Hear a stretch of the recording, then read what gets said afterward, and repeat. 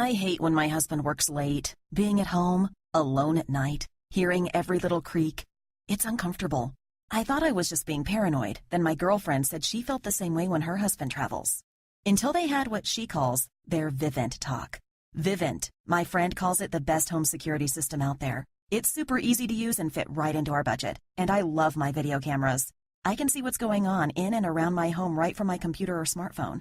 It's actually kind of funny. I told my husband, if you're going to be traveling or working late, I'm getting Vivint. And it's made all the difference. Call now. Not only is installation free, you'll get up to $1,500 worth of Vivint security cameras and equipment today at no charge. Seriously, $1,500. Just pay as little as $99 for activation. Call 877-776-3430. 877-776-3430. 877-776-3430. Restrictions apply. 48 or 60-month agreement and minimum $49.99 per month required. Not available in Louisiana. See Vivint.com for license numbers. Blog Talk Radio. Om Shabbat Shalom, Holy Way of the Most High. Om Shabbat Shalom, I sense your presence.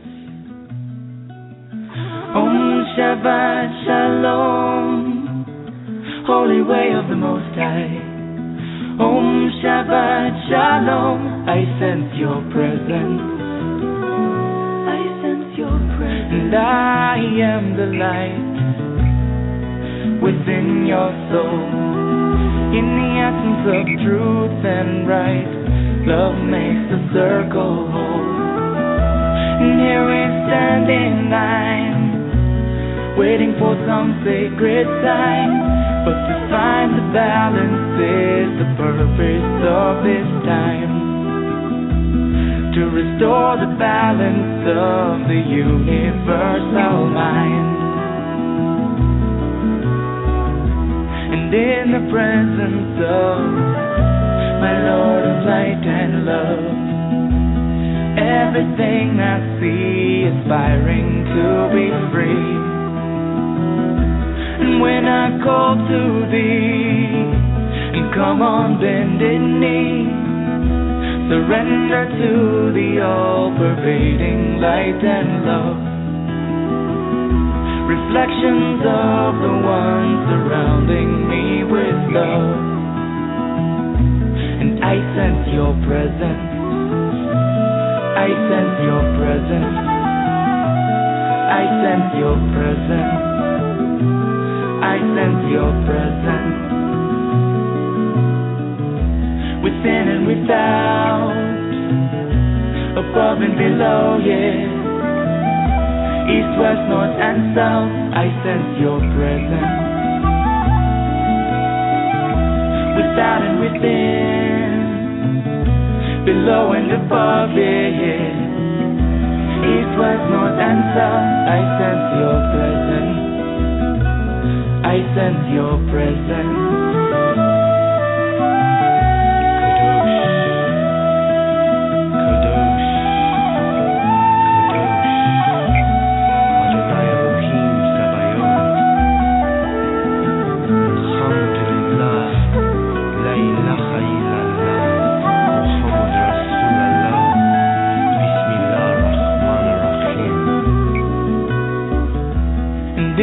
Presence of my Lord of light and love, everything I find in tune with the divine. And here we stand in line, waiting for some sacred sign. But to find the balance is the purpose of this time. To restore the balance of the universal mind. And I am the light within your soul. In the essence of truth and right, love makes the circle whole. And when I call to thee, and come on bended knee, surrender to the all-pervading light and love. Reflections of the one love. For to find a balance is the purpose of this time. To restore the balance of the universal mind. And I sense your presence. I sense your presence. I sense your presence. I sense your presence. Shabbat Shalom, holy way of the Most High. Om Shabbat Shalom, I sense your presence. Om Shabbat Shalom, holy way of the Most High. Om Shabbat Shalom, I sense your presence. Om Shabbat Shalom, holy way of the Most High. Om Shabbat Shalom, I sense your presence.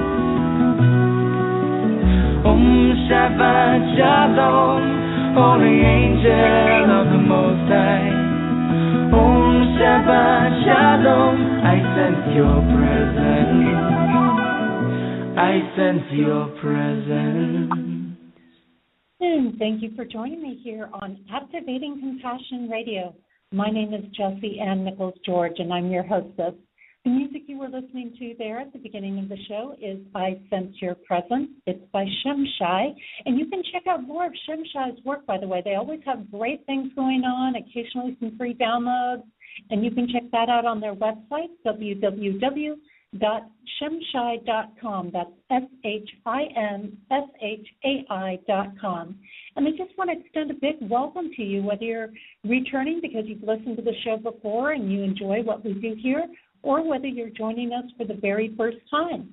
We do stream live in 3 additional places: TalkStream Live, StreamFinder, and PEN, known as Pair Encounters Network. And I welcome everyone listening through those channels as well, in addition to those people that are catching us as a podcast through iTunes, TuneIn.com, and through the YouTube channel. Here at Activating Compassion Radio, what I do is I look at the different ways that compassion exists in our lives, how to remove our blocks, resistances, frustrations, and more. And some weeks what I do is discuss different aspects of how compassion is in our life, how it affects our life, the different areas of compassion. Some weeks I do more exercises and practical implementations. And then a lot of times I have a really great guest on the show. And this year I'm lined up with fantastic guests. So you definitely want to stay tuned, and today's no exception. We have some really fun work done by Mony Dejejo. Oh, gosh, I know I'm going to blow this name a time or two, but Dojeji. And Alberto Agrasso. Oh, I'm tongue-tied. Must be that Mercury retrograde going on today. They can certainly correct me on those pronunciations. I do also highlight different musical artists along the way. I've had Grammy nominees Stephen Halpern, Peter Cater on, as well as many other wonderful artists. And this year I've had Jim and Ashley Tash of Woven Green on. I've had Angelia Grace on. I've got Dragon's Head coming on. I've got Shashika Morath coming on. So some really great artists, which I'm correlating with the turns and the seasons of the year, so the equinoxes and the solstices.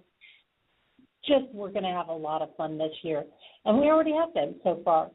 In my own work, what I do is I focus on helping people find and use compassion in their everyday lives. And I've created the Genesis Clearing Statement, which if you've missed that, you can catch that in interviews that other people have done of me. I've authored 4 books, You, Me, Life, Dreams, and its companion workbook are the most recent, and then Activating Compassion and its companion workbook were my first 2, and I'm also co-author on a 5th book that's in the process of coming out called Embraced by the Divine.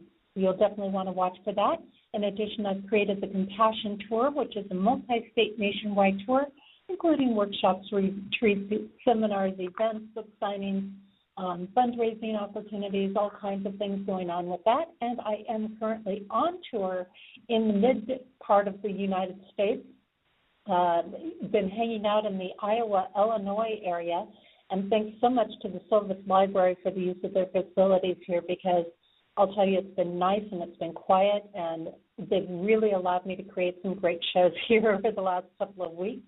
And I'll be heading on up into Michigan and being right around that Canadian border. So, you can always catch up with me on tour, find out what's going on, where I'm at, by going onto my website. I have several events that are still in the process of being added and confirmed right now, and you can check those out at JessieAnnNicholsGeorge1.com. And if you just want to catch up, stop in someplace I am, say hi. Maybe you're en route between places I'm going or something like that. I'd be happy to connect with you on the road. Just, send me an email or something and go, hey, are you going to pass through this area or be near it? I want to connect with you while you're here. And just a reminder, if you enjoy the show today, tell your friends and family. Share it with people. I find when I share a show, there's always somebody that comes back and goes, oh, my God, that was amazing. I love what these people are doing. Or they come back and say, I just really was struggling with something, and that really helped me through it. So you never know. You just might change a life in the process of clicking that share button. And they can use the same link that you use to come into the live show, and then they can just listen to it at their convenience, or they can catch it through our podcast areas, iTunes, TuneIn.com, or my YouTube channel. So before I get started into the show, one of the things I like to do is to tap into a book called The 72 Names of God. It's by Yehuda Berg, who's a Kabbalah master, and get a little message. And this also goes on my page of the Main Street Universe tab on my website, by the way, so you can go back and you can reflect on it throughout the week, which is really fun. I do that all the time with them and go, okay, which topic am I looking at this week? Which one is my area of focus to learn from this week? And I love it because he puts the big complex stuff in everyday terms where we can really apply it into our own lives. And what he does is he's got a common name and a formal name for God or for the area or focus of God. And this week we have casting yourself in a favorable light. And the initial message he gives on this is, with all of our mischievous misdeeds, and rotten character traits, it's in our best interest when others see only the good side of our soul. In the language of filmmaking, this meditation is the ultimate lighting effect. And the insight that he gives,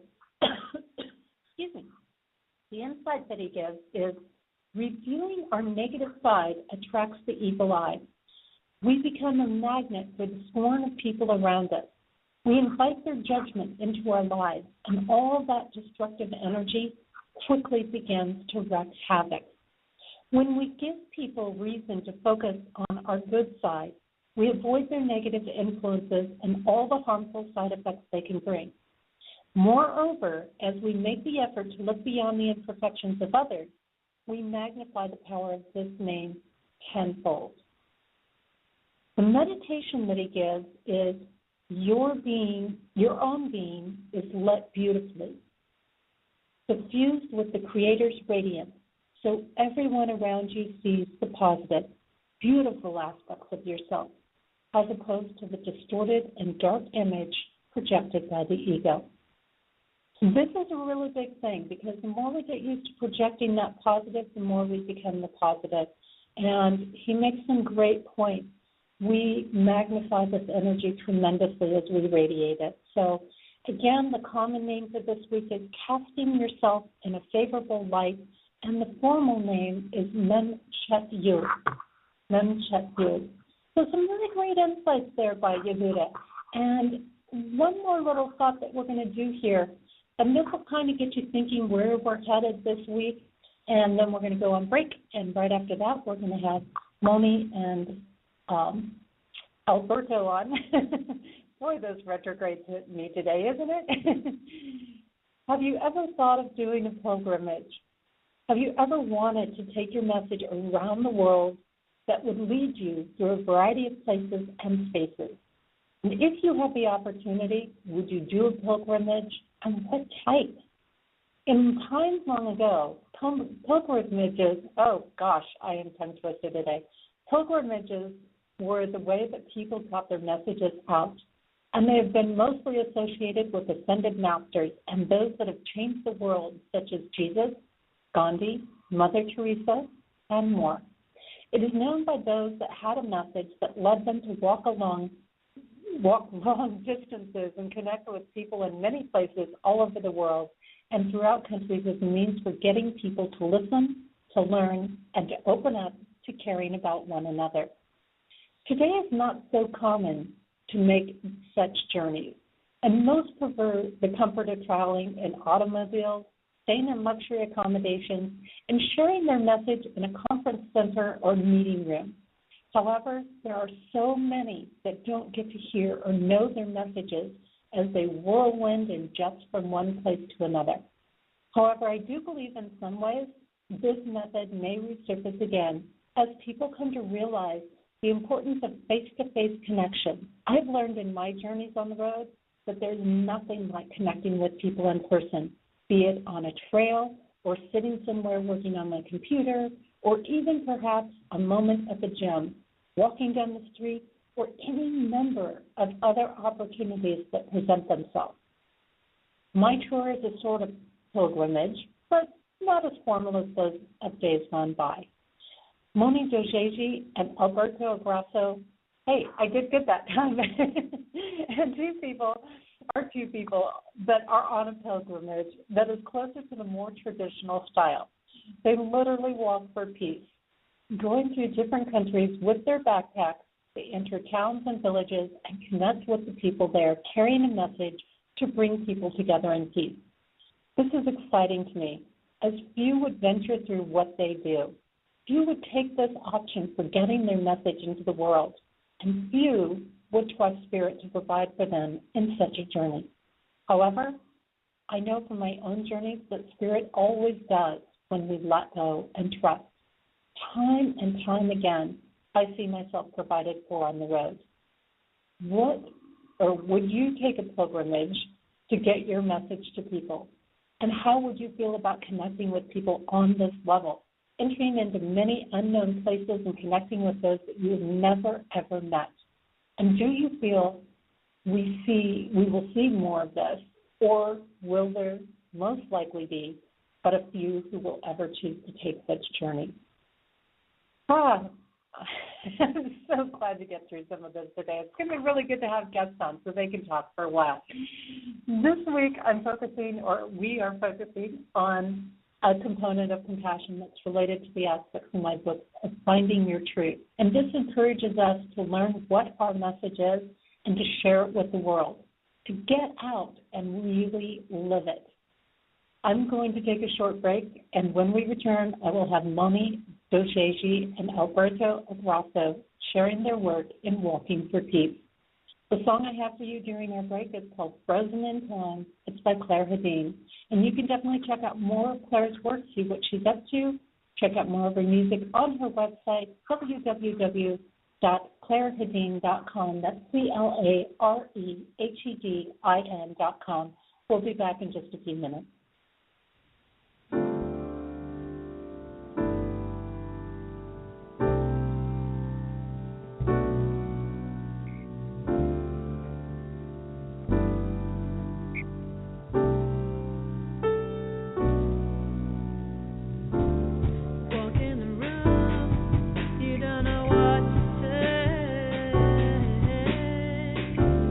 People's tears are getting in the way.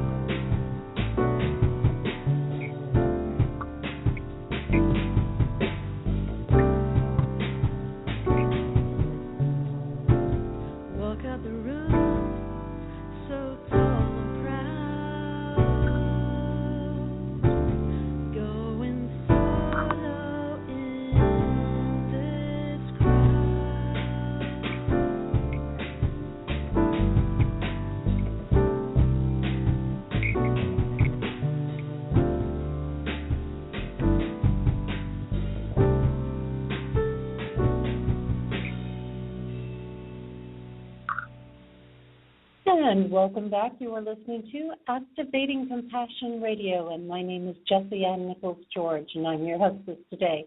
You were just listening to a song by Claire Hedin called Frozen in Time, and you can check out more of Claire's work at www.clairehedin.com. That's CLAREHEDIN.com. Today I have with me Mony and Alberto Agrasso, who developed Walking for Peace. They have co-authored several books, including Walking for Peace, An Inner Journey, and then Alberto also inspires the world through his creative skills and artistic endeavors, where he creates sculptures, illustrations, comics, paintings, and sketches, which include full portraits. Together, they are pilgrims who have chosen to dedicate their life's journey to the inner transformation, to awakening the sacred within and sharing its gifts with the world. They each walked the 800-kilometer Camino in northern Spain, and later that same year another 5,000 kilometers from Rome to Jerusalem on a pilgrimage for peace that lasted 13 months and took them through 13 countries. Their experiences form the basis of their belief that change begins within, and that action grounded in a consciousness of love is the most powerful elixir to heal all that is wounded in our world. We're taking a look today at their work of Walk for Peace, and you can definitely learn more about their work at www.walkingforpeace.com.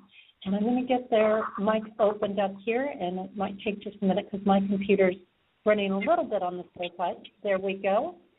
And welcome to Activating Compassion, Mony and Alberto. Oh, Jessie Ann. Hello. It's so great to have you here. Well, it's so great to be on your radio program. Thank you so much for inviting us. It's wonderful to hear your voice after all this time. I know it's really a change when you've been communicating online with somebody and then, you hear them or actually meet them in person. That's true. Yeah. I would love for you to start off by sharing how you got to this journey. What's your story behind developing this Walk for Peace? Well, I'll start with myself. And by the way, you pronounced my name perfectly in the end. So thank you for that. It is Mony as exactly you pronounced it. Yeah, and you pronounced it very well too, Alberto Agrasso. Perfect. Very well. Very well done. Well done. Well done. Well, I'll start with my story, which I think is the story of many people that they can relate to this kind of journey, that I had what most would consider an ordinary life. I have an MBA. I worked in the corporate world for many years doing various kind of marketing and business management roles.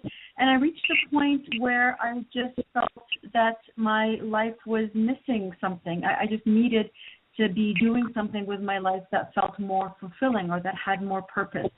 And that quest kind of to find meaning in my life led me eventually into spiritual territory, into the New Age and the self-help section of the bookstore, which is where I spent most of my weekends, really trying to come to a deeper understanding of who I am and what my purpose is in life and how I can go about living a life that had meaning. And with time, I found that I simply could not keep on working and dedicate myself to that spiritual quest. And I was in a very fortunate position of being able to say, I can leave it all behind because I was not married at the time. I had no children. And so I made the decision to quit the corporate world and leave behind all the comforts and the securities that being in the corporate world gives you, and embark on that quest for self, that quest for understanding who I am.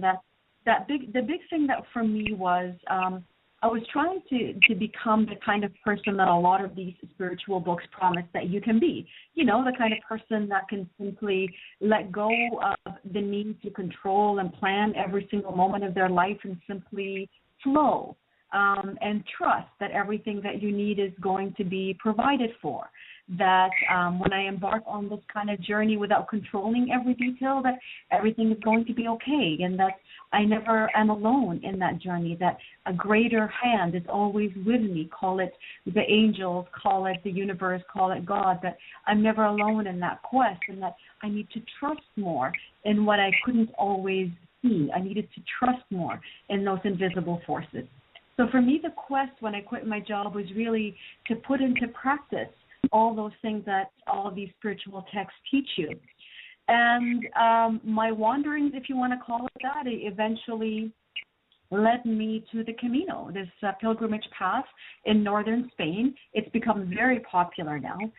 When I walked it back in 2001, I was in a way, there weren't too many North Americans on the path back then, and I walked with that intention, asking to be shown a way, asking to let my fears be left on the steps that I took and be left on the Camino. I truly was committed to wanting to live this more love and compassion-filled life as opposed to one that was filled with fear.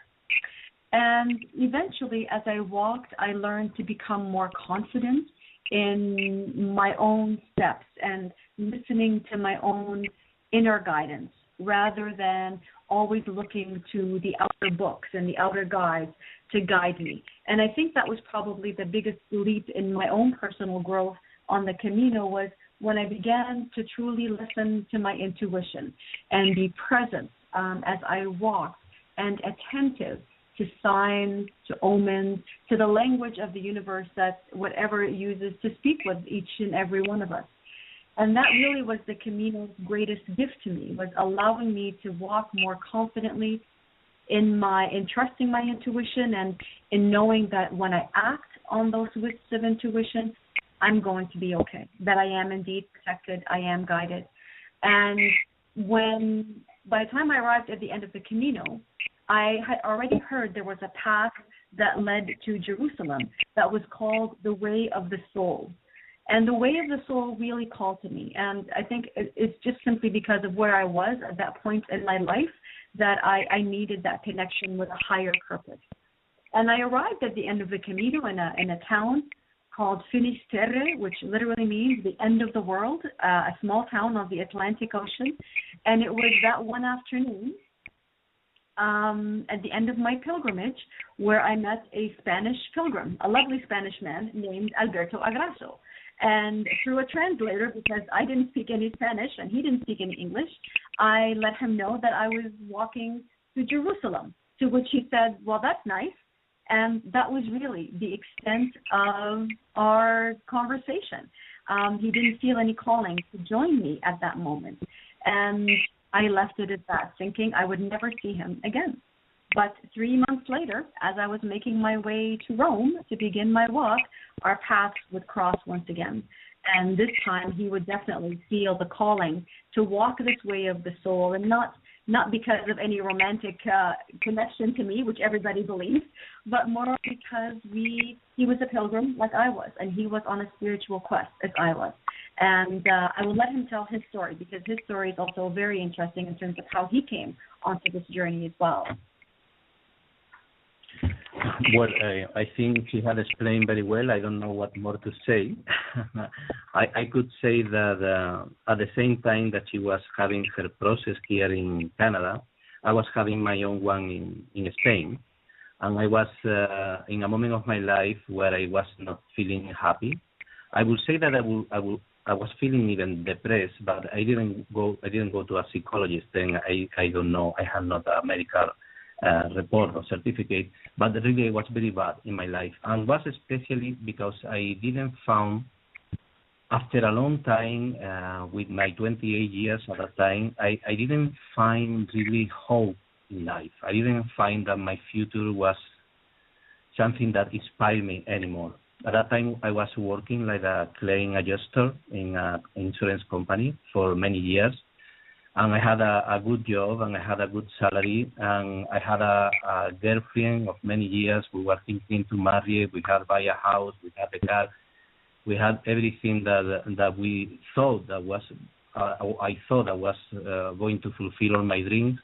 But what I saw in front of me was a very great road because I was not happy, especially what I was doing.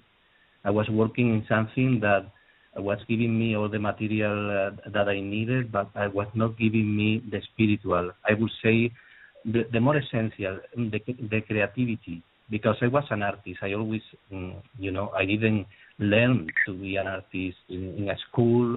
I was autodidacta. I studied for my own, and I loved arts. But I in the last years, I couldn't work in arts because I was all my time in my job, working during the day many more hours that I would really have want, and I couldn't fulfill my real desire, that was art. And some years before the death of a very good friend, my best friend at that time, when he was 24 years in an accident, made me think that what really was about life, what was life about?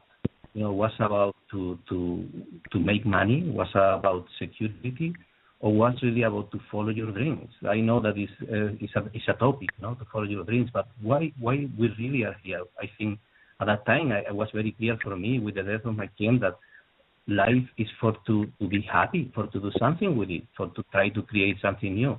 And when I saw after this, when I saw that my life was becoming so great that I couldn't do anything else that to be in my job all the hours of the day, I fell in depression, I think. And then when I was in the more dark hours of my life until that moment, I found a book. I found a book that opened my mind to a new vision of life. I had grown I had grown Catholic. My family was Catholic. I was a believer. But at that point of my life, I didn't believe anything more because I didn't feel there was meaning in that. Because it's really, God was love. How we could suffer so much, how there was so many bad things. At that moment of my life, my spirituality was very weak. But this book reconnected again to me with that spirituality that I had been born with the idea that there was a loving God, but was with a bigger explanation of what is God, who we are as, and why we are here. Mm-hmm. This book was the book You Can Change Your Life for Louis Hay. It's very well known. And open to, a part of that, there was a loving reason for us to be here, opened the door to the idea that we could create our life too, with our thinking. At the moment I understood that what we think influences so much in our reality, and our attitudes are so important in how our destinies become. And that was the point, the milestone, I would say, that was more important in my life about the spirituality. And from there, I started to read so many more books. I started to investigate, and especially the more important, I started to practice what I was learning. And that bring me to the Camino de Santiago in Spain, because I was trying to practice what I believe at the moment. And there was where I meet Mony at the end of the journey. Yes. It's so interesting to hear both of you talk, because you bring in these perspectives that a lot of people think about. I think there's a lot of people, Mony, I've been in the corporate world myself in the past, and they find it unfulfilling, but they're not willing to give up that security. Maybe they're not in a place to because they have family or something else that is a responsibility for them. Mm-hmm. And, I think, Alberto, you bring up some good questions as well, and that a lot of people go through this life feeling very, very unhappy or unfulfilled. And they keep thinking the very questions that you were thinking when you met Mony, which is, if there's this great God out there, how come I'm suffering so much? And, this is a big pondering, and I oftentimes am reminding myself, other people, that God's not creating our suffering, we are.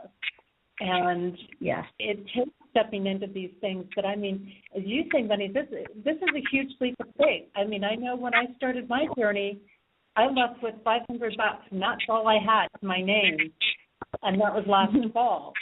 And so I can completely relate to that trust and wanting to live the lessons there. Yeah. In that. I can tell you that the hardest, go ahead. No, go right ahead. I was going to say it's a huge step to take from the world you were in to starting that. It is. You know, it's funny because people, when they say, oh, wow, you know, you walked all those kilometers or all those miles through all those countries, you guys must have been so brave. And I can tell you the hardest decision I made was to quit my job, because that meant leaving behind the security. And security, you know, is the fear of not having enough, the fear of not having especially the financial abundance around you, or the regular paycheck coming in every single month. That is terrifying to most people. But the journey, and my journey especially, has been about putting into practice a lot of the spiritual laws that we all learn, about learning to trust, about learning to believe, to know that you are cared for. You are a child of God, a child of the divine, call it whatever you will, and all the children are provided for. We are often our own blocks, truly. And it is the work, that is why anything that you want to accomplish begins with the inner work of clearing all those fears, of looking at them, of healing them, of seeing where they've come from, and to stand in the knowing that when you are following your calling, everything around you will come to you. You said this yourself. You have, on your journey, you have met with experiences and with people and situations where you go, this has been just amazing. Everything that I've needed has just miraculously come together, right? Oh, absolutely. I've watched it time and time again, and it is amazing. It's like, you know, wherever I am, I wonder, why am I sitting here for 2 weeks or something? And lo and behold, there was somebody I needed to connect with, and that brought in something to help me in the next step of things. Did you find in that process, Mony, because I think leaving behind the security, I mean, it's even more than just the basic trust. It's, as you say, leaving behind that security, that sense of safety. Was there a turning point for you where you finally said, okay, I can relax in this a little bit and realize this is working? Well, you know, I can't tell you that there was one turning point, because you know what happens? I don't know if this happens with you or your listeners. You have a powerful experience that demonstrates to you that you are taken care of, and then you forget it.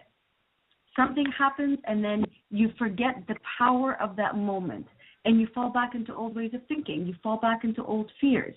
And so it has been, and it is, a journey. Stand in that knowing that everything is going to be all right, and that everything is going to be provided for. You know, it's funny. I was having this conversation. I was doing a small presentation at a local church here, and the topic of the day was around practice and doing the work that we all know that we need to do. Spiritual teachings, the core of them are few, and they're very similar. The work is to actually do it. That's where change begins. And on this journey of kind of, starting our own business and really betting for our dreams and living the life that we are living, there are moments when I still have my fears. There are moments when I look at the expenses going out and the income coming in, and I go, okay, what am I going to do about this? I feel afraid. I feel nervous. And in a conversation with someone that I had not too long ago, a very successful businesswoman who managed to turn what she loved, her passion, into something that actually she makes a living from, I asked her, how do you do that? Like, how do you live your passion and not think about the money? Where does it come from? And she just looked me straight in the eye and said to me, money is not your problem. Your problem and your only job is to drive the bus, to look at what service it is that you're offering, what is it that you're bringing to the world that's going to lift it, and stand in complete alignment with that. That is your job, to never ever waver from who you are and why you are here. It's God's job to worry about the money. It's the angel's job. It's not yours. And when she said those words, it was as if something clicked in me. When we walked, there were often times when, I had money in my back pocket, but it would not have helped me in any way because there were no hotels to go to. There were no rooms where we could sleep. We truly had to trust and believe that we would receive what we needed. And so that conversation with that woman brought back kind of into present moment that fact and the living and the knowing that, yes, we are always cared for. And the work is to make peace with those fears that we have about our security and give them to God, give them to the angels. The agreement that I now have with my angels and with my guides is to say, listen, I'll do the work. I'll commit to clearing my fears and standing clear in who I am and my purpose. And your job is to bring me the experiences and bring me the people and the highest and most loving projects to help me bring this calling forward. So I feel like I'm collaborating now with my angels and with my guides. We have a good thing going on. I do my part, they do their part, and my job really now is to stay centered and to pay attention to all the meetings, all the encounters, all the things that come my way, and to act from that place of knowing that this is part of the next step. That is really powerful. Yeah. Jessie, really that was the way how we walk. When we walk from Rome to Jerusalem, we were asking for shelter because Mony had her money. She had enough money to sleep in hostels. But at the moment when I decided to walk with her, I had little money that I had saved from the work that I was doing at the time, the job that I was doing at the time. Then we needed to decide how we were going to work. She was going to continue going to hostels, how I was going to do. Then we talk about in every city that we will arrive, we will split. She will go to the hostel and I will go to ask for shelter in a monastery or in a spiritual center or in the city hall, in any place that they would accept me like a pilgrim walking for peace to pass the night. My idea was to say that I didn't need money, I didn't need food, that I needed was only a route. And that is what I did for 2 nights. But Mony, immediately she thought, I cannot lead you, going to these places and I am sleeping in a hotel, at that time. Then for that reason, she decided to walk in the same way that I was walking. But that is that we did. Every time we walk 25, 30, 40 kilometers, we arrive to a place that we didn't plan in the morning. Sometimes yes, but we were open to providence, and we were open to where the destiny or the angels or the omens were bringing to us, and we didn't know who was going to be open or who was going to receive us that night.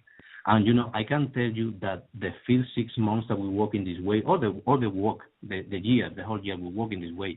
But lately we started to go to hotels too, and the things were cheaper in Turkey and Greece. But the first 6 months, every day we arrived to a place, we don't know who was going to be there. We called to the door, and always we were received. Always somebody received us and bring us inside. When somebody say no, we say, okay, this is not the place. There's another place waiting for us. There is another meeting waiting for us. This is the conclusion that we arrived at, that the encounters, the places where we were going to sleep, they were there for a reason. And when somebody say no, was only meaning that was not the place, that was another waiting. That was the attitude, was the frame of mind that helped us to go ahead and make real this miracle, because really many people still doesn't believe us, doesn't believe that people that didn't know us could receive us every day. And we did another thing is this year that we walk. Never anybody tried to hurt us. We walk for difficult places. We walk for Albania. in a time that was very difficult. We worked for Syria. Nobody tried to hurt us, never. But that the truth, it was true that we always had in our mind that people is good. Yeah. And that was our mantra. People is good, people try to hurt us, and we never allow that idea that there was people that was going to hurt us came to our mind, or we try at least. The biggest problems that we had were emotional, fear, the problems when we started our relationship, because at the beginning we were not in a relationship, but 6 months, 4 months later, we started a relationship, all the emotional struggle, but really we never had a problem with anybody. Then this really showed us, especially that the world is so much safer than we think. The world is a good place, and that the human heart is good, that all of us look for the same thing, look for happiness, look for to be helpful, look to try to help each other. And if you open your mind to that, and you walk with that conviction in your mind, and you walk even further with the idea that you are not walking alone, that there is something so much greater than you, which essence is love, and it's with you all the time, you can see miracles. You can see that the life is easy, and that all flow with you. That was our experience, and this is that we try to remember every day, and that we try to bring us to the people that we know, the people that we talk. It's funny, as Alberto was speaking, it reminded me of a story of what happened in Albania. Now, you have to remember, we were walking just after 9/11. We were walking in 2001, 2002. And so there was just a general amount of uncertainty and just a general fear everywhere that we walked. But before we even arrived to the country of Albania, which is, I guess, to position it kind of geographically for people, it's on the other side of the Adriatic Sea where Italy is. So if you imagine the Adriatic Sea, Italy is kind of on the left-hand side, and Albania is on the right-hand side of it. So before we even arrived in Albania, people were saying to us, from Italy even, oh, you can't go to Albania. Have you not heard? There was a severe dictatorship in that country for so many years. And now that the dictatorship has fallen, there's anarchy and chaos all over. They just as soon kill you as talk to you. As soon as they see that you're a tourist, they're just going to rob you blind. You can't trust anybody. You can't trust the police. You can't trust the officials, and definitely don't trust the people. You cannot walk through Albania. So before I even arrived in Albania, I was terrified of Albanians, ever having met one. So we arrive in Albania, and of course, I'm very nervous, and I'm trying to control my fears, because one of the first things I had learned, and one of the things I was really trying to practice, was not to allow other people's fears and other people's experiences to color or to influence my own experience. I really wanted to walk with an open heart and to really look for myself what it was about the people that were there that I could connect to.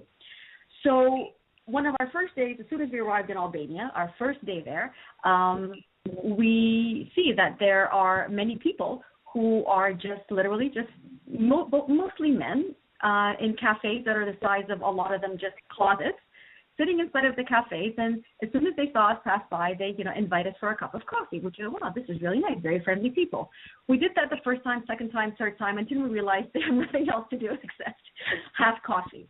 But what was interesting was their conversation with us, because when they all learned what we were doing, they would say, oh, well, it's good what you're doing, but be careful. You can't trust the Albanians.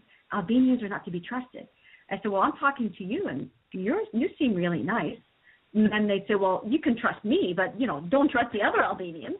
And this was just kind of generally the feeling as we walked. When a police officer stopped us, that was kind of the scariest part for me, because we had been told, don't trust the police. They're going to ask you for money. They may just throw you in jail for no reason.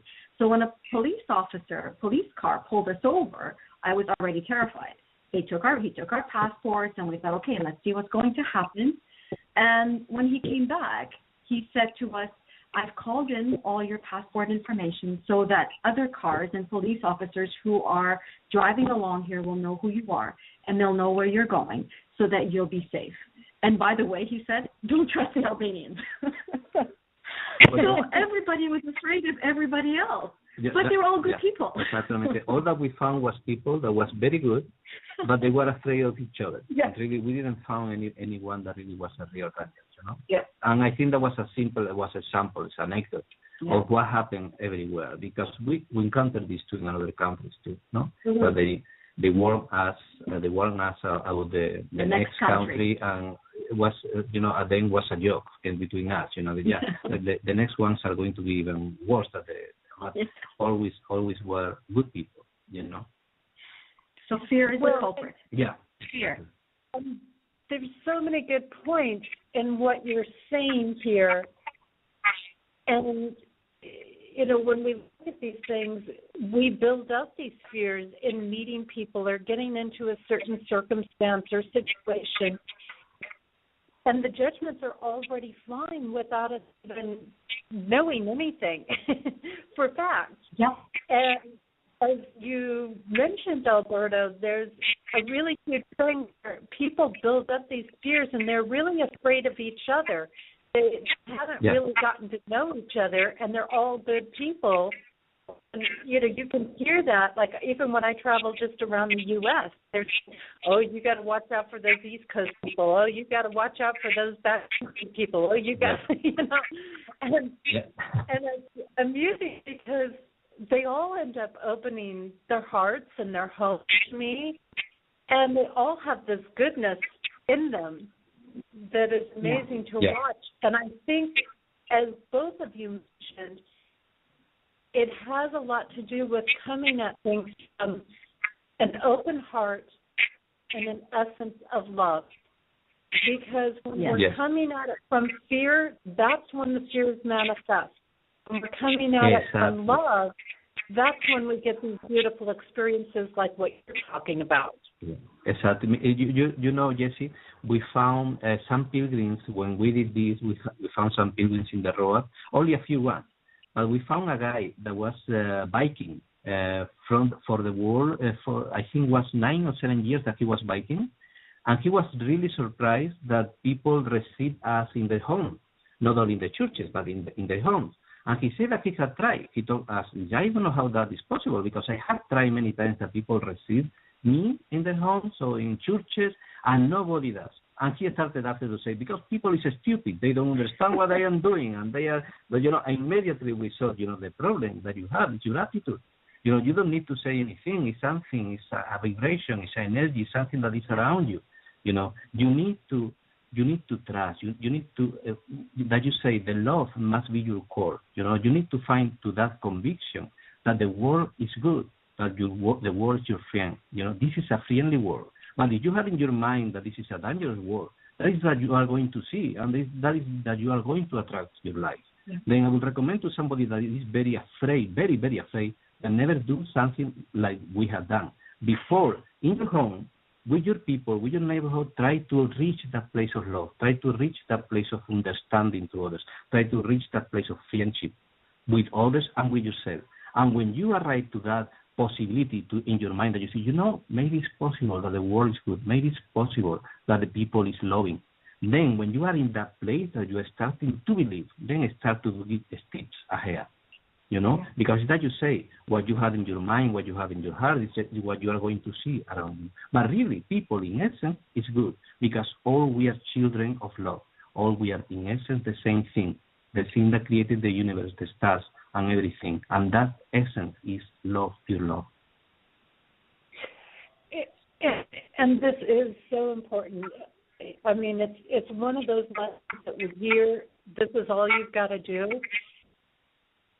Not very many people experience that in some ways, and it really is all you have to do.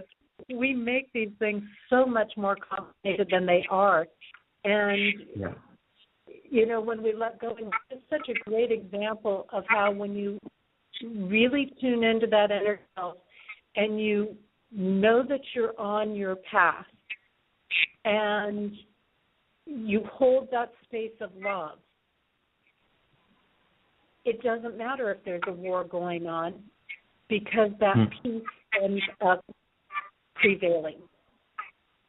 But it does require us to trust. It does require us to have faith along the way.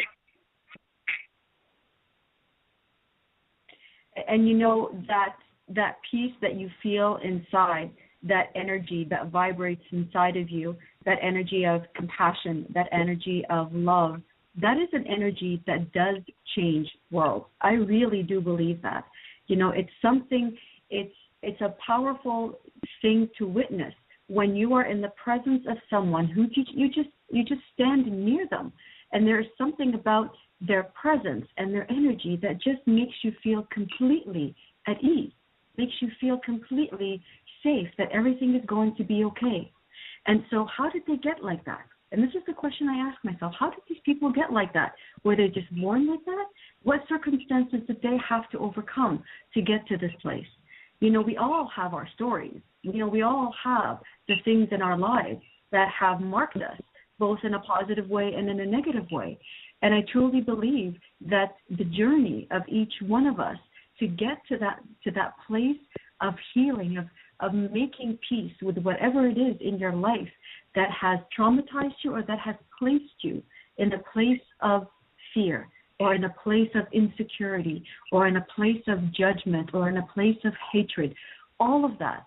We expect, you know, to solve the world problems to be solved by, you know, all these big people. But truly, the hardest work of peace begins with making peace with yourself.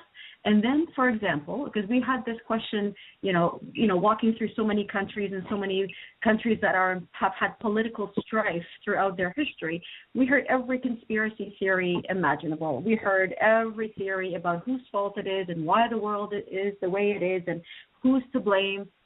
And, you know, our answer was very simple oftentimes. You know, we weren't walking with any sponsors. We weren't walking with like a political agenda or a religious agenda. We were just two individuals who were really trying to live what they believed. And our answer often to them would be, you know what, do you have someone in your family that you haven't spoken to for like 20 years? A father, brother, sister, someone. And if you can't go out and make peace with just that one person who you haven't spoken to in so many years, imagine how difficult it is to create peace on a much larger scale, between communities, between countries, among neighbors. So this was really why we always brought it back to the individual, to place the power back in the individual. We do have the power to create change. And that change is happening, by the way. It's not something that's kind of out in the future. It's happening right now. And more people, I believe, that shift in consciousness that we talk about is the awakening of people to their own power, to their divinity, to their possibility that they can change what's going on around them. And it begins by changing themselves. It begins by changing the stories that they tell themselves about who they are and who the supposed other or the enemy is out there. This is the shift that's happening that we see anyways. And I'm sure you must see the same thing. You know, it's really huge what you're saying, this making peace with fear, this making peace with what is not flowing in your life. And a lot of people struggle with it because they don't want to bend, they don't want to give, they don't want to sacrifice themselves in that process. And I get all of that. But at some point, that peace needs to be made in order to break free of the cycle of that situation. I am constantly sharing with people the power of the individual. We're not supposed to worry about all the outside stuff so much. We're supposed to focus on us. And when we focus on our own individual life and stop worrying about, you know, who's together with who and, you know, and all of their drama agendas, which are built to keep the fears alive, then we realize that we do have this power. And like you, I'm constantly reminding people of that. The power is within it starts within yourself. It starts with clearing your own life up. I love that you brought up the point of changing your story, because This is a big thing that I've been working with very recently about saying, you know what, all of these fears are just a bunch of lies, and that's not my story. My story is I'm in this alignment, and this is the only thing that's there. It's not that I'm ignorant to the rest of it, but this is what my energy is going to be aligned with, period. Yep. It is about changing that story. I would love for you to give a little more insight on the aspects of what Walking for Peace is all about. I think people grasp the fact that you take a walk, and that's creating a personal journey for you. But are you doing any speaking? Are you just talking with people in casual conversation as you go? Give us a bigger picture on what it is that actually happens during these walks. Well, you know, Walking for Peace, the walk that we did back in 2001, 2002, in a way was our way of coming to a lot of this understanding that we speak with you today. A lot of that really was formed from kind of the journey of working with and struggling through, let's just say. We struggled through a lot of what it is that we believed and who we are on that journey. And it has since kind of formed the basis of what it is that we do today. We don't walk physically to different places anymore with groups or anything like that. We can say that we are metaphorically still walking, because really it's about the journey, and the journey is always inner. It's walking to Jerusalem and Walking for Peace. I think Jerusalem was like it gave me the dream. It launched me on the great adventure, and it really, in the end, not to give away the ending of the book, but it never was about Jerusalem in the first place. The whole journey, the whole idea was planted in my heart so that I would embark on the journey, because it is in the journey that you face your fears. It's in the journey that you battle your demons. It's in the journey that you find your strength and your power, and you stand more confident in who you are. And it's in the journey where you can know yourself. Exactly. And so that journey didn't end in Jerusalem. That journey continues to this day. And a lot of what we do today is what we are doing with you right now. We find these opportunities to speak and to share these perspectives that we have learned from walking the way that we have walked, and that we continue to walk metaphorically. In many ways, it's easy to be on pilgrimage. It's easy to put all the changes that you want to affect into your life by going on a very long walk, because you're not distracted by anything, right? You don't have, you don't have to worry about your daily routine, the bills that you have to pay, take my kid to school or to soccer practice. You're outside of your daily routine. And there's a great power in pilgrimage in that it does take you out of your routine, and it gives you the space to just be with yourself and just reflect on who you are and come to that place of inner knowing. Now, to do that kind of a walk metaphorically in your everyday routine life, this is where it becomes a little bit more of a challenge.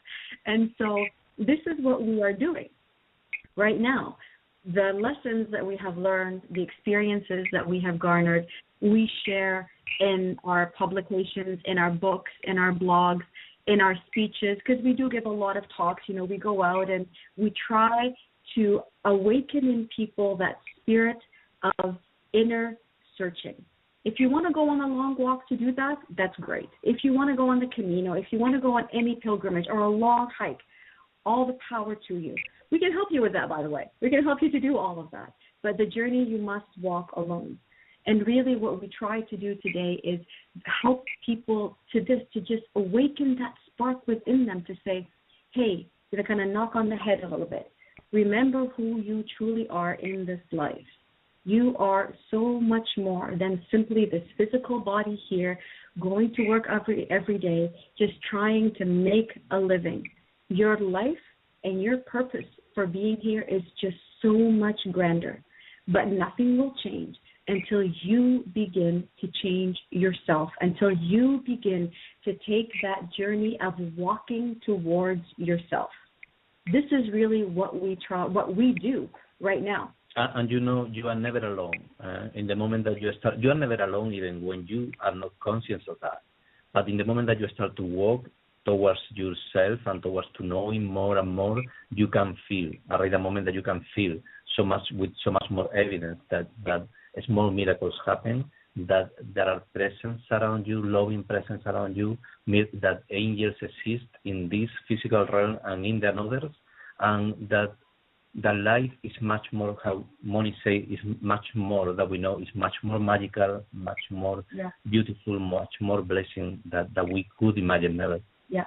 But for that, you need to give the steps. You need to challenge yourself, and little by little overcome your fears, and little by little go towards the final goal. Yeah. One of the things I've recently, I guess, came to realize is that for those people who are afraid to make a change, who are afraid to leave the security of what they know, but who have a dream or have a passion and they know what they're totally passionate about and they know what they would love to do if they just had the chance to do it, there are many people and many services out there that can help them. If you are truly passionate about something, you can continue working for now. In fact, Alberto did this.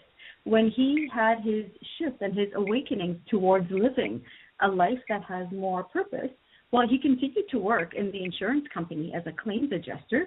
He just came at it from a different perspective, rather than when you can tell the story. Yes. It's in the beginning, I thought that I was going to quit my job.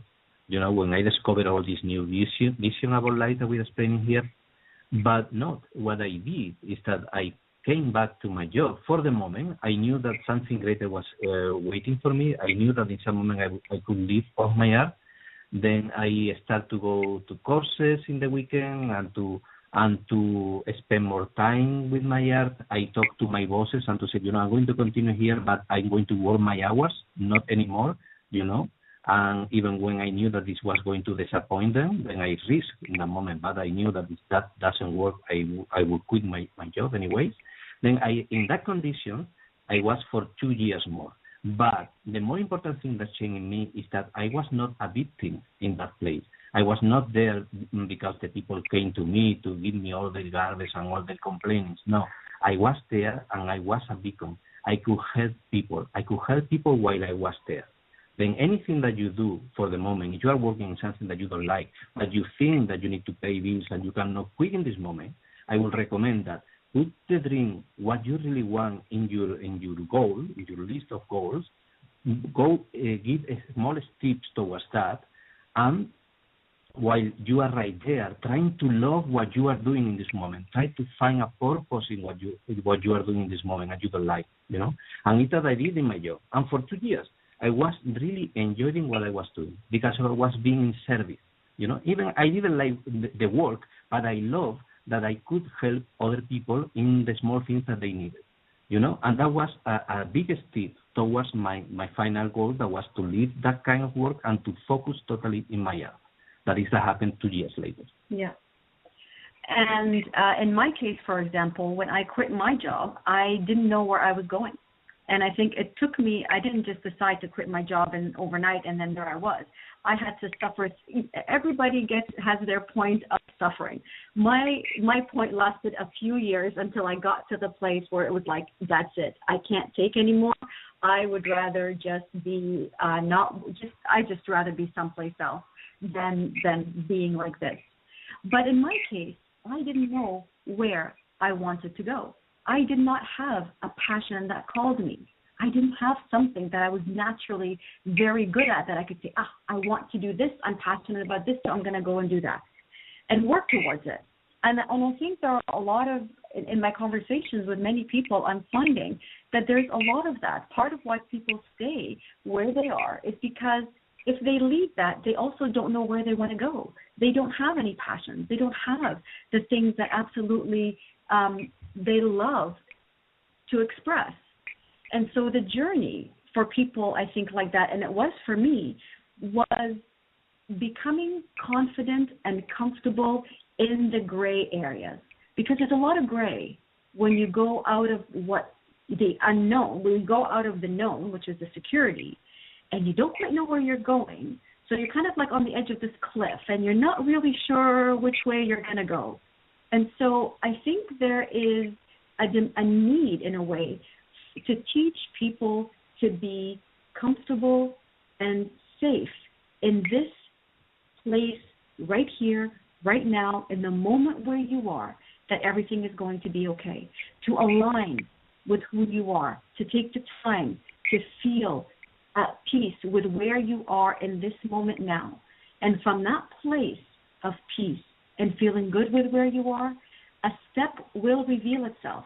If you are paying attention, if you are aligned, if you are trying to be the kind of person who is open and present, the universe is speaking all the time. And so if you are able to be in that place and to listen, you will receive the next step. And you may not see where it's all going to lead you right away, but the next small step that you take and that you feel good about will open you up to maybe the next step. And so oftentimes our path is not made up of the clear goal and the steps to get there. It's often made, and I'm seeing this for myself and for the people I'm meeting, of just having confidence in where you are now. And where you are now, and if you can feel good about where you are now and stand in complete confidence in where you are now and trust, another step will reveal itself to you. And this is something that I'm working on also with people and helping those who are looking to feel confident in that step to kind of listen and be present where they are so that that next step can reveal itself to them. And I find that very exciting now. It is very exciting because you both come from two different perspectives. Alberto, on the one hand, of integrating the work while he's doing something else. And you, Mony, coming from, I don't really know where I want to start. And you bring in a great perspective of the fact of start with what you need to work on within yourself. Whatever fear you have, whatever hesitation, wherever your most challenged point is, and let it go from there, because it does reveal itself along the way. I have times where sometimes people are asking me, they go, well, which direction are you going? And I go, I don't know. And it's not that I don't have some sort of general idea, like, okay, I know I need to be in Massachusetts in October, but between now and then, I don't totally know. There's a lot of variables there right now, and that hasn't been totally disclosed to me whether I'm taking option A, B, or C at this point. And the remainder of being in the journey, I think, is really huge. And that's where the strength and the power is in the journey. It's not the destination. It's not, getting the diploma, so to speak. It's what did you learn in the process of getting the diploma? Because look at today, even today, you can go buy that Reverend credential for $5 and, not do anything for it. And it doesn't, there's no power in that piece of paper. The power is in the journey. The power is in what did it take you to get to that point. And I think you're right, Mony. I think there are a lot of people out there today that they don't know what the message is. They don't know what they want to do, and that's okay. They need to do the discovery work first. And knowing where we're coming from, where's our comfort zone? Do we know it? Do we not know it? We're going to take a journey, and either way, that journey is to unfold things along the way to us. Yeah. And I think people also need to be reminded over and over again, and maybe this is something that they hear, but I don't know that they necessarily believe, that you are deeply loved exactly the way that you are and exactly where you are in this moment in your life. There's nothing you have to do, nothing you have to prove, nothing you have to demonstrate to earn this love. You are loved with all of your perceived flaws and faults that you think you have, and all of your fears that you think will forever hold you back from living the life that you wish for yourself. And even if that life means nothing more than feeling at peace with who you are. It doesn't have to be big things. I don't know that, we all have to do the grand things in our lives, but I do feel that there is a calling in each one of us to find a place of peace and love in terms of who we are, and knowing that we are, as I said, loved for who we are, exactly the way that we are, and that we are never, ever alone in this journey that we are making here. Yeah, it's funny because I was thinking in the same, that all that we are talking about, to follow your dreams, we have the risk to make a mistake, and to think that the important thing is the dream, or the occupation, or what we do. And no, that is not the important thing. We are important already how we are. Even if we don't do nothing, it's our essence that is important. And then to find that the present moment, and to enjoy and to love and to accept ourselves as how we really are, that is the key point. From, ironically, where you can go after and to do big things. But the important is not the big things that you do, it's who you are when you do that thing. Exactly. That is the key point. And, that things are there, especially for our own selves. It's for to enjoy, it's for to express ourselves, it's for to create, it's for to love, but it's for our own selves. There is not obligation. We have no obligation to do anything. We are here for to be happy. We are here for to express, to grow. That is the main reason. We are important already, That is the big thing, that we are always going towards something, to grow, to make the big dream, to get the big job. And, it's okay to grow. It's okay to do things. It's okay to create, but not for the wrong reasons. The main reason is our own self, it's our own inner self. Mm-hmm. Yeah. And, and this is interesting because on one hand, you mentioned, okay, you got to take this journey alone, and on another hand, you're mentioning that you're never alone, and that's really key for people to get. This isn't somebody else's journey. This is your journey. We each have our own journey, and nobody can walk it for us. It's very interesting how oftentimes I believe we will get some sort of guide or companion or whatever that is that sometimes maybe gets us started along the way. And then at some point you have to do it alone. You have to take some of this journey on your own in order to really develop that strength to really make the conquering without the security blanket of somebody else right there. But also in that process, as you mentioned, Alberto, you're never alone. You always have the divine with you. You always have the angels with you. You always have those non-physical guides with you. And there's no better team to have with you when you're working through something on your own in this process. And it's a really powerful space to realize that you have that. Yeah. Well, I think all the great masters have said, whether your master or your teacher is Jesus or it's Buddha or if it's no one, or anyone in particular, it's the greatest masters and teachers have always said they are not looking for followers. They want to awaken the same mastery that they have within their disciples. So what they want to do is to show the way for you to gain the same powers as they have. What they're asking is that you take responsibility for that and actually do the work. They will show a way. They will demonstrate the way, but you must walk the way.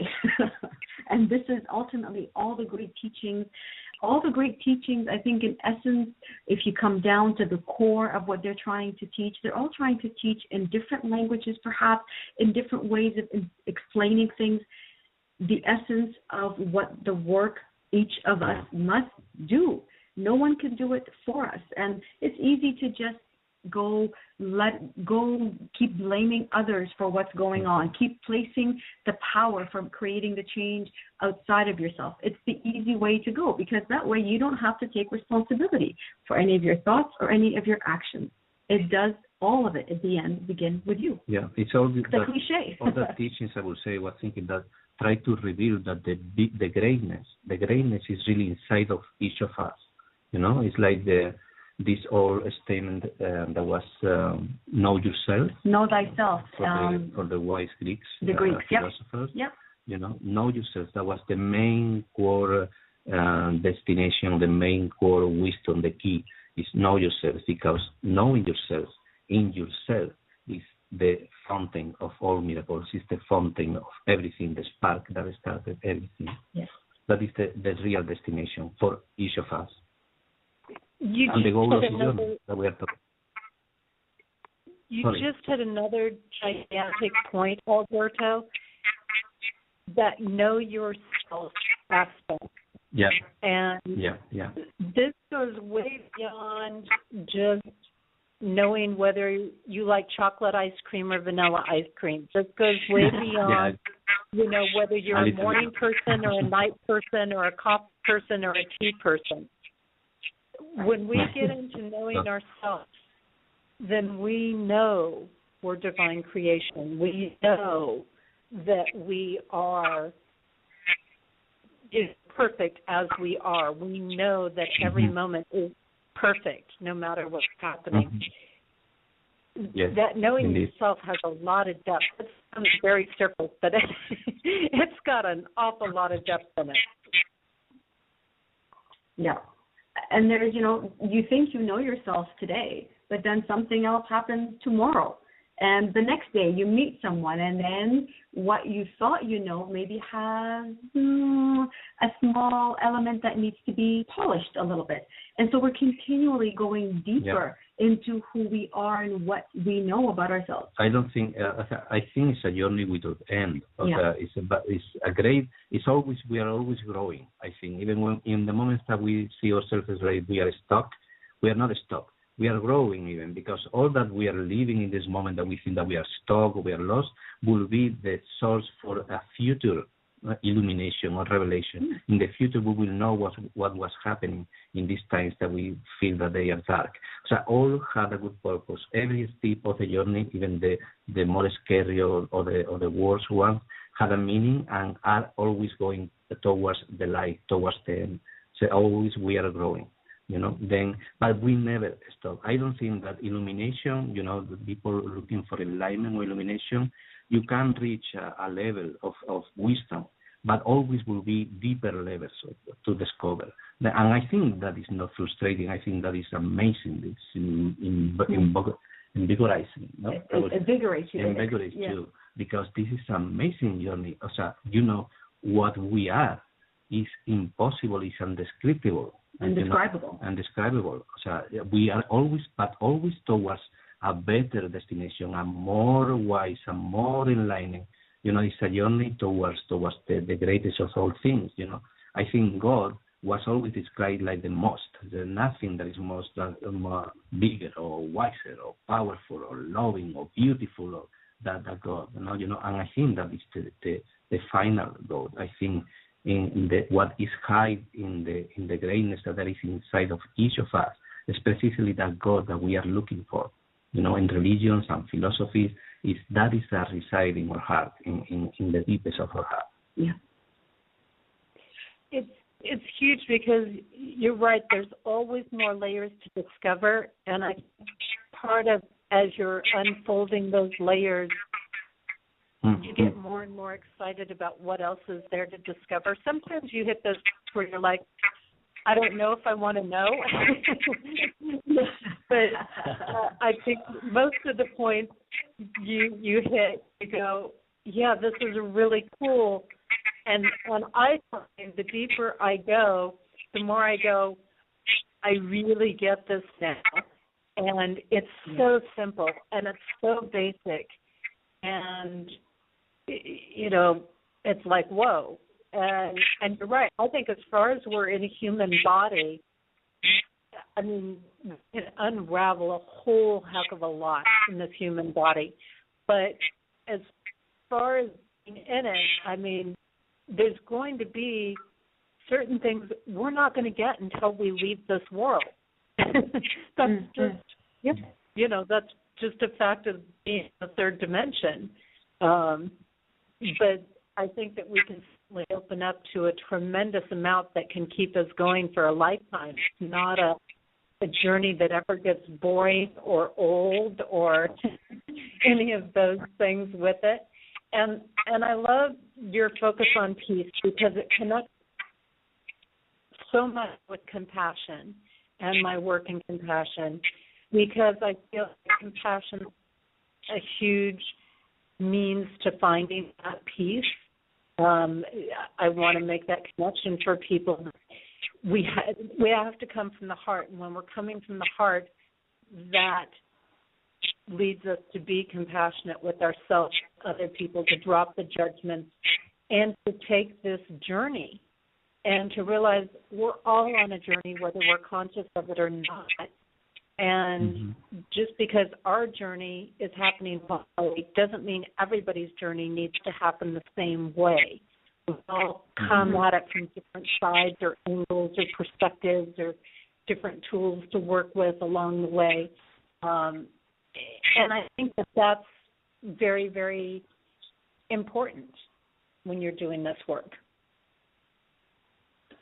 Yeah, I mean, there will always be revelations. I don't know if it's the same with you, Jessie Ann, but the moment that I've thought about something, I've mastered this. You know, I've got this. I've done the work. I've gone deep. I've done the meditations. I've done the healing. I've made peace with it. And then something happens, and another aspect of the same thing is still there. And so you think you've done all the work, and I have, but there's perhaps an element that you hadn't considered before, an aspect of the same thing that just needed to be seen so that you could go deeper into that knowing. And that's what it is. I think it's every life experience brings you deeper into that knowing. And the deeper you go into it, I think the more confidently you stand in knowing who you are. This is the whole know thyself. It comes to that, so that every experience that comes to you adds to that depth of knowing, because you're seeing all the facets, all the elements of that one thing, and you're going deeper into that knowing of who you are and of making peace with it.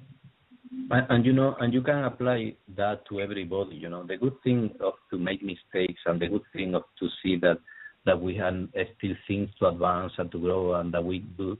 Yeah, you know, that you make mistakes is to understand that other people pass for the same thing. You know, and that is what you are talking about. Compassion is very important. You know, compassion and love, I think, come for a very deep empathy.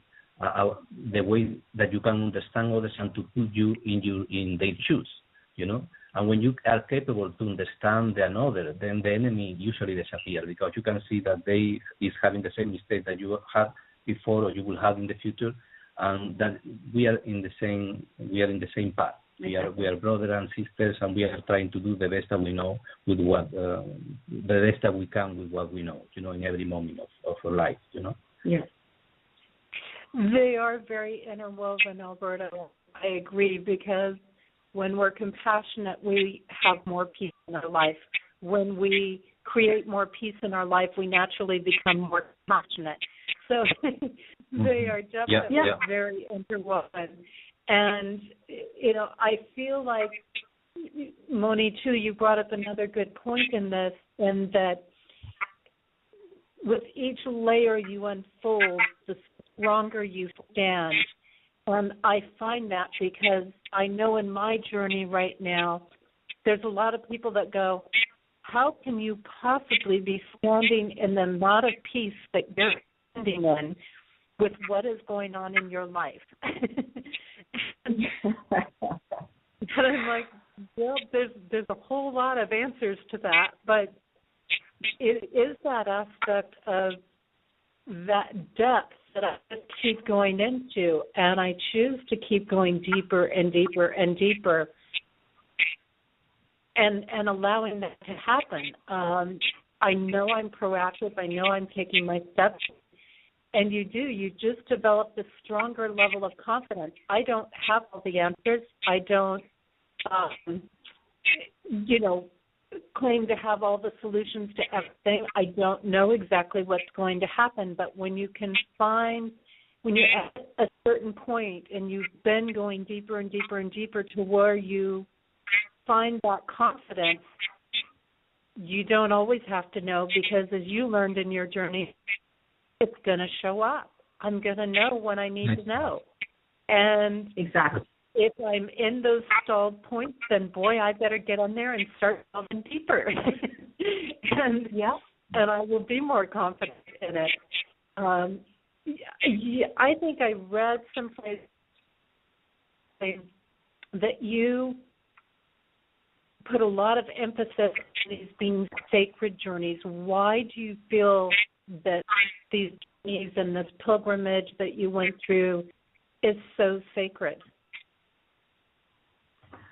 I think when you're walking in the footsteps of millions of people before you who have walked with intention, who have walked in devotion, no matter what their beliefs may be, when you have stepped upon those energies, that step in itself becomes sacred.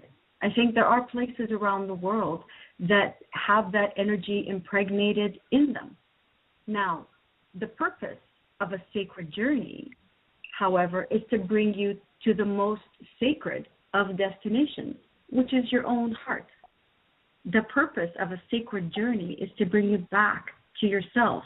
The answers are not lying in the cathedral or in the church or in the magnificent basilica.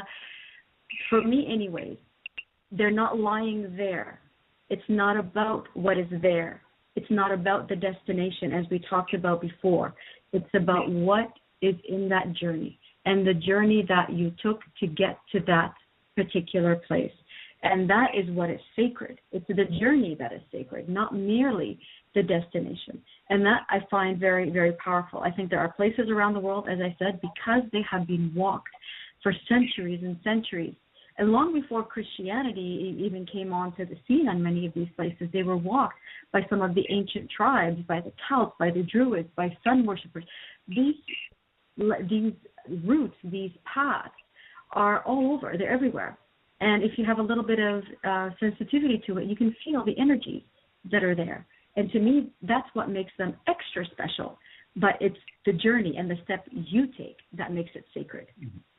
Well, the good thing of to walk to in a pilgrimage or in a path where many other pilgrims go is that you have the opportunity to meet very interesting people that are in the same search that you are, and then you can learn from the experience of each other.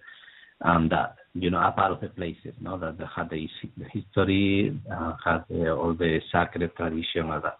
But I think in the moment that you decide, you go in a quest, even if it's in a pilgrimage that is sacred or not, in the moment that you decide to do the sacred journey, wherever you are deciding to go, you start a journey. And then the universe, the magic of, because I think the universe, I told you, this is much more magical than we can feel or we can know, or we are conscious about. Then the universe starts to work is magic, but it's because you have woke up a magic in you. When you start to trust that you are not alone, when you start to trust that there is so much more that we can see and touch, and you go towards that, then you can find that anywhere. And that is that, for me, is the sacred of the sacred. When you wake up and you search the sacred from yourself, you are looking for it, then it's when you can find it, I think. Mm-hmm. And this is great because you each brought up two different points, with it being external and internal in a sense. And I agree. I think that there's this sacredness, certainly in certain places where things have happened, things have gone on. you're walking these same footsteps, and yet even expanding that to the aspect that isn't every piece of this land sacred, because every piece of it's got a history to it. Every piece of it, what it took to create it, is amazing.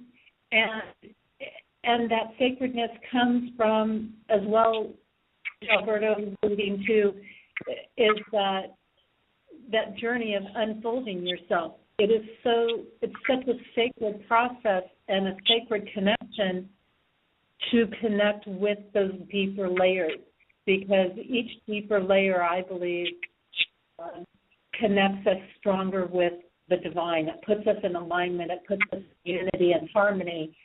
That until you're there, I think sometimes it's even hard to put that in words. I struggle with putting it in words at times because the feeling is so amazing, and it is so peaceful, and it's so calm, and it is so in that space of connection. And to me, that's truly sacred as well. So I can certainly see that in what you're saying here. Yeah, because you have touched the sacred when you have experienced what you have just experienced, Jessie-Ann. You have touched the sacred. You have gone on that sacred journey, right? Yes. And so it's not about what's happening on the outer places all the time. The outer places give you, again, the good pretext, the ability to get out of that routine if you want, and if you just want to go and just change where you are, that's good. But to truly touch that magical and that sacred, you just have to stay exactly where you are and connect with it, because every moment is sacred, right? Every breath is sacred. All of it is sacred if we choose to see it in that way. It's sacred, like happiness and love is in the eye of the beholder, no? It's in the eye of the one that look at. You see things with love and with happiness and with sacred. You everything becomes that. Then it's in your eyes, it's in our gaze where need to be the magic, where need to be what we are looking for. I would say.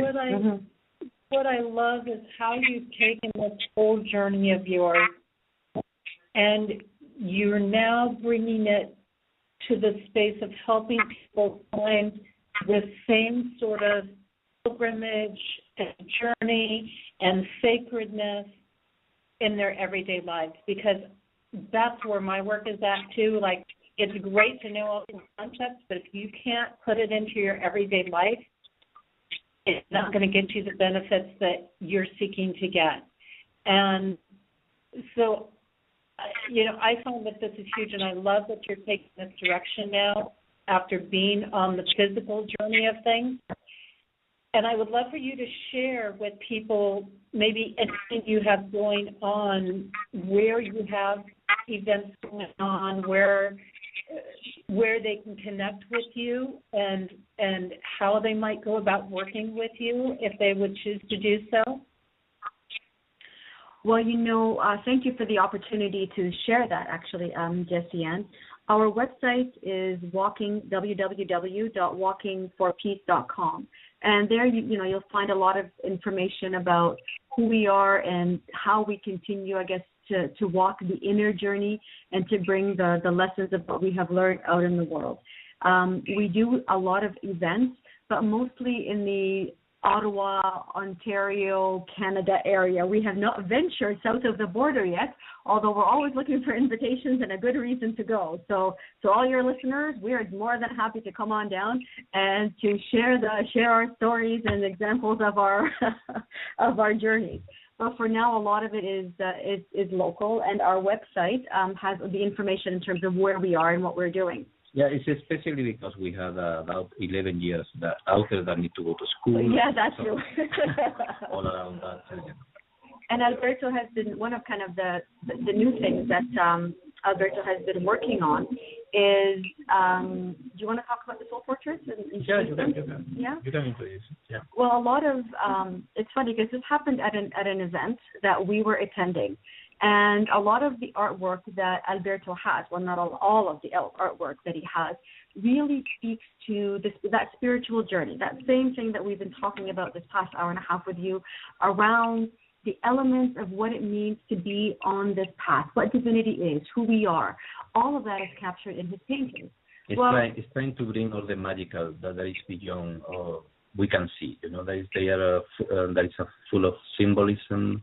They try to explain who we are, what is this reality where we live, what is God or the universe or whatever in the way that you call it, the angels. It's trying to give explanation to all that. Then in the last a few months ago, we were in a show where I was we had our books, but we had all my paintings there exhibit, and the posters that we sell with them.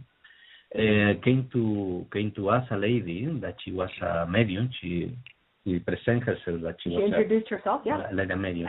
And she told me that she needed to tell me that her angels were telling me that I needed to create soul portraits. And I asked her to her, what is that? So that is portraits of the soul, paintings of the soul of people. And then I saw, in that same moment, I saw a lot of meaning, a lot of sense to that. Because for me, and you were talking about that before, one of the key points too is the fact of to see the greatness. I know we're talking about this, the greatness that we really are, that is inside of us. Usually when we go to the mirror, the easy thing is that we see all the imperfections, all the things that we don't like about ourselves, and we pass to see what the greatness, all the beauty that there is in us. And then, I had done that before. I had done some portraits of people where what I brought was the beauty that I saw in them and the spiritual side. But I never had done publicly, for to sell these portraits. It was more a common between friends and family and myself. Then when this lady told that, and in that place where we were, I find a lot of meaning. But I say, okay, I will think about. But I didn't believe totally that was really an angelical message, But 2 hours later, came another lady. This was a younger lady, and told me exactly the same. So sorry, but I need to tell you that my guides are telling me that you need to do soul portraits. Yeah, in that moment, this is a joke, it's a television joke. Somebody recording with a camera, or here there is something else. And really, that was something else. This lady told me almost exactly the same that another lady had told me before.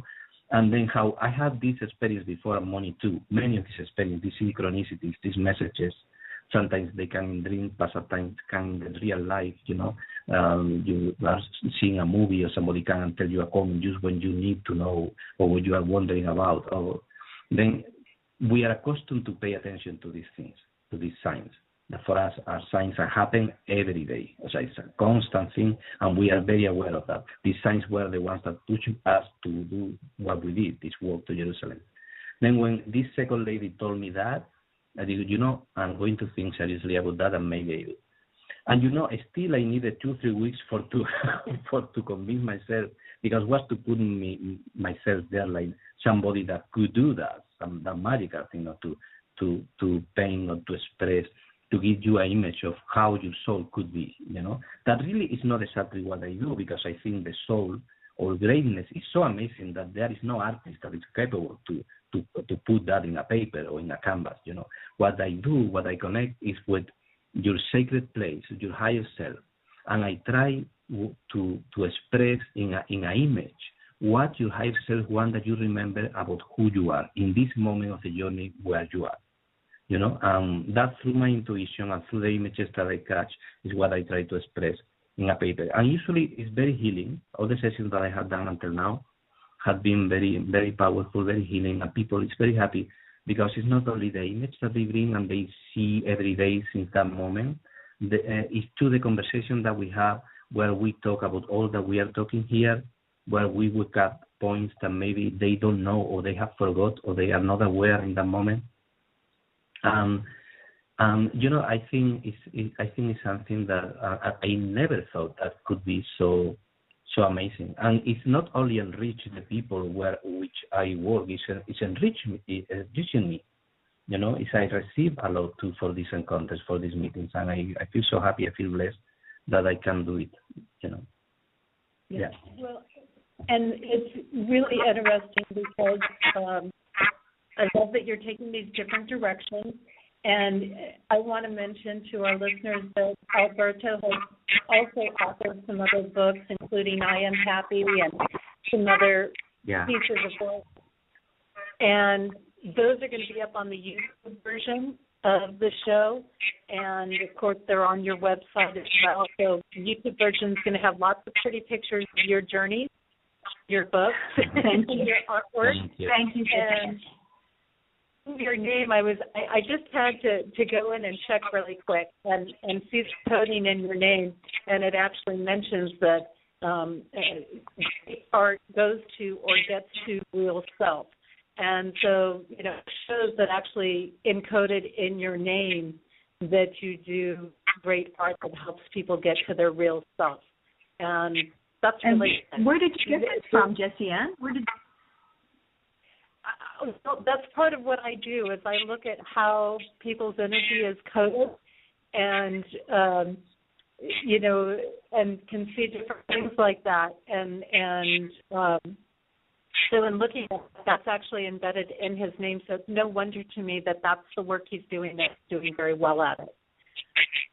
Wow, that's great. Wonderful. Well, good to know. There you go. You're living your life. Yeah. It's what I try. The important thing.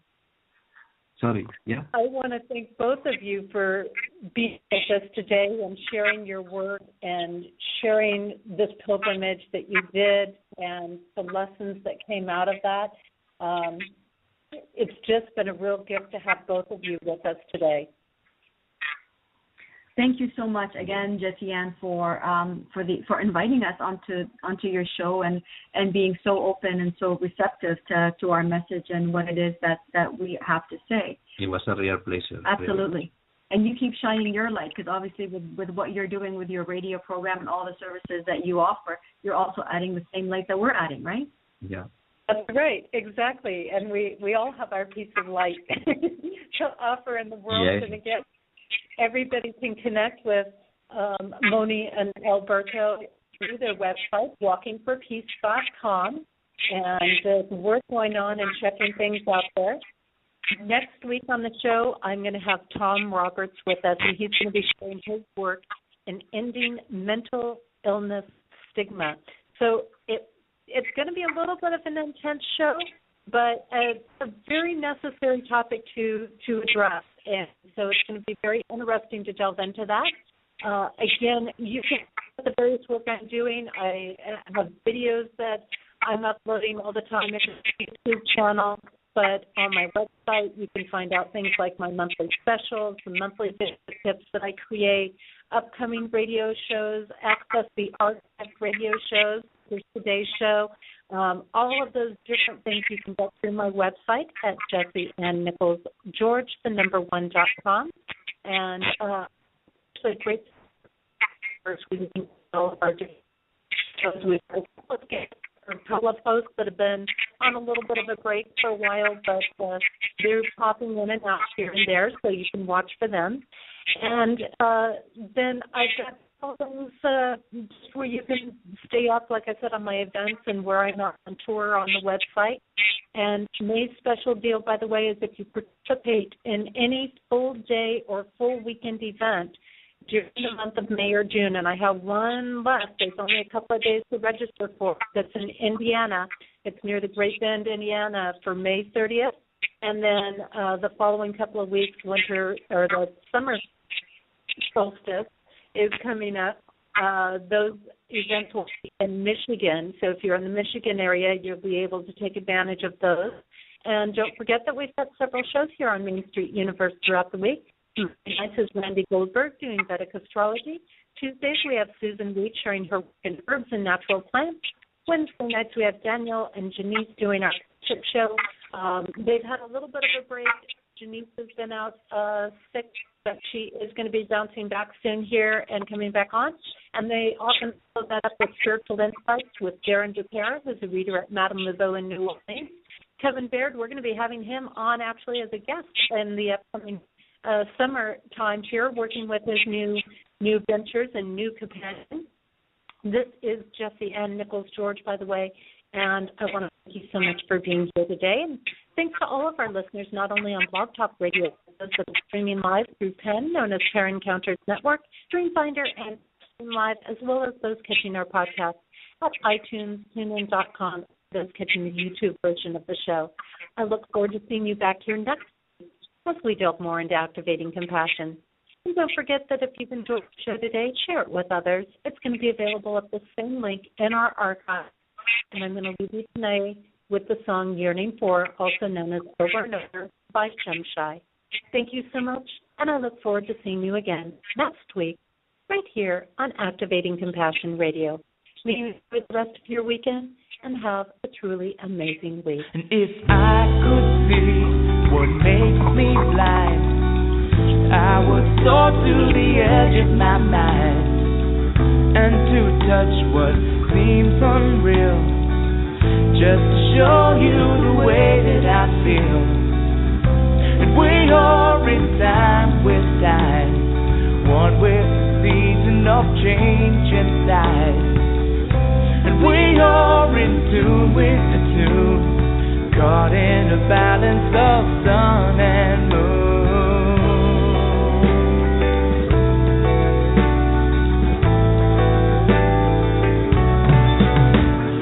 Deep inside, the light within, shining to show you it's here to begin. When all I have is all I need, I will soar to the edge of eternity. And we see it eye to eye, one within love to be for the divine. And we're walking hand in hand, caught in the balance of God and man.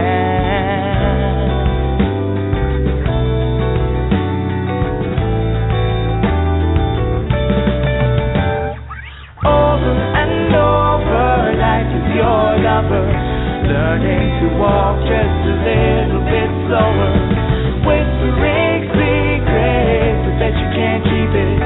No turning back now, this time we reveal it.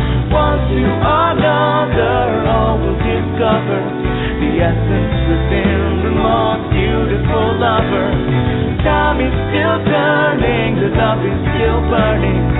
Deep in your spirit, your heart still yearning for.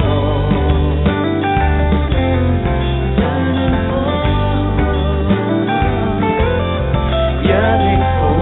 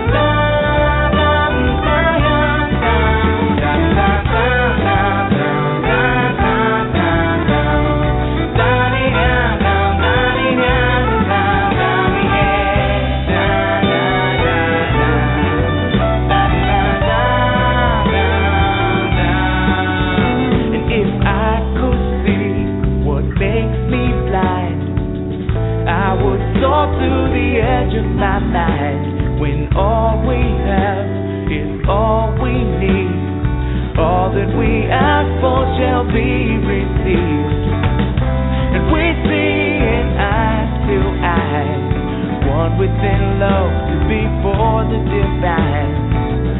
And we're walking hand in hand, caught in the balance of God and man. And we are in time with time, one with the season of change inside. And we are in tune with the tune of life in the circle and love in bloom.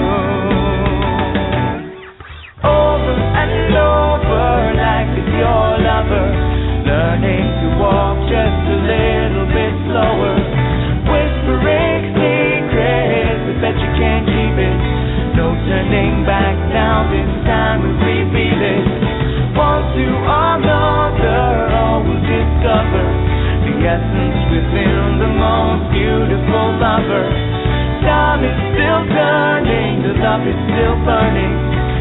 in your spirit, your heart is still yearning for.